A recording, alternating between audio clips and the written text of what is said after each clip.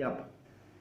So that was all about the Alamgir Nama, which covers Shah Jahan's and other emperors during that Aurangzeb's reign. And then we have historians have observed that court historians flattered the rulers, and as such, some of these accounts may be exaggerated. I mean, sometimes we try to boast up people, isn't it? Oh, sir, you are the best. Arey, you are the best. You are so good, and this that we try to say extra something about some people, which is written somewhere in extra. So we have to compare with other historians as well. What is written, we must check. Like, how do we do that? Like, I give you notes in grammar, isn't it? I don't open the book. I just take a topic, as Chauhan sir had given me a topic list. You see that it was pasted on your wall. So I have to go with that. So how do you compare that this person is not saying anything extra, or is he saying wrong or right? So that's the place when you have to open your literary books, right? So the books cannot be wrong. After a lot of calculation, after a lot of thinking, after a lot of digging out, people go and write a book, and it's being authorized, it's being sanctioned, then only a book comes into the market, and then it goes to the school, right? So then you go back home and you compare what Ronin sir has written, what Ronin sir has made us write, and he was telling us in the class about grammar. So we have to compare. So when you compare, you come back to the class the next day and I ask you, was I right or wrong? So if it's wrong, you tell me, but if you don't understand, again you ask me. So that's how the learning process goes on, and we come to learn about things, right? However, court chronicles are still considered to be useful as they help us to understand the administrative measures, how administration goes on, laws and military campaigns undertaken by rulers. Okay, so court chronicles tell us how that emperor was ruling, what was his laws, how did his military work. At that time we didn't have police, we didn't have CRPF and all that. So they had their own contingent of force and power, manpower, and those were his military campaigns. Now, memoirs and autobiographies. Memoirs and life history written by the rulers themselves are important sources of information for this period. Memoirs as a person who writes about himself, and autobiography is a person who writes about that person. Suppose Chita, you write something about me, so that you are writing an autobiography for Ronin sir.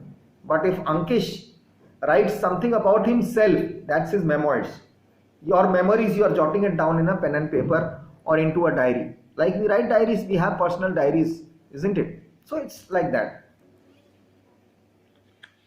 See guys, if you don't understand anything, suppose I am very fast, my English, I go very fast, I don't know, that's the way I speak, but I am trying to control my speed. Suppose you don't understand, put a pause, again you go back to the video, and then you write down if you don't understand anything. And there's another big surprise for you at the end of these videos, which is going to be very helpful for you. And I guess you will thank me. Even if you don't thank me, it's okay, I don't mind. So you are all in my family. The Babarnama, Babar's memoir, means Babar had written himself. The Babarnama throws a light on the natural landscape of India and the observations of the king. How does a king observe India?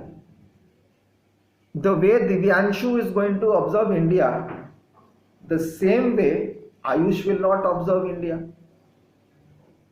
Or let's make it more simpler. Divyanshu is looking, standing at the main gate of Hertford, our school, and he's looking. And Ayush is also looking to the school. So they both will have two different brains working. They'll have two opinions.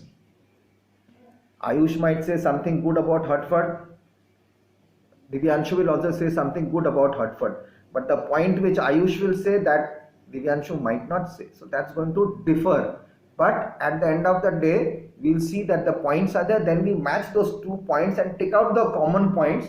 And that's how we'll base our school. Got it? Understood? Now, how the landscape of India, the total parts of India. May it be the rivers, the lakes, the hills, the mountains, the people, the way the people of living, the source of income. So that's a king view is different than a common man. A king is never a common, but he's a human being, isn't it? But his type of thinking will be different. The way I think, and my other colleague teacher won't think. But the way Chauhan sir thinks, he thinks in a much more better, larger way, because he's like a king. He's the boss of the school. He's the principal. He's the director. So he gives us that knowledge. He gives us the information, and we take that information. We learn from there. So that's the difference of a person on a high level, on a high position, who gives his views. Okay, next video again.